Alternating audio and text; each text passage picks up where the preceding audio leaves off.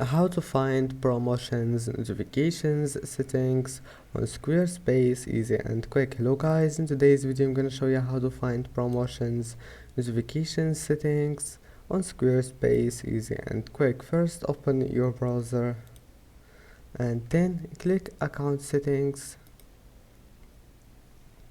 and then once you're here all you need to do just click notifications, and here you will find promotions.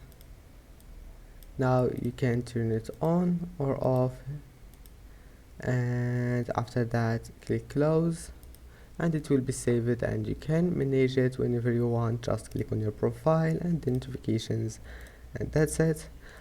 And now just go back, it will be saved. I hope that can help you, and that's it for today's video. Don't forget to like and don't forget to subscribe, and thank you for watching this video until the end, and see you in the next video.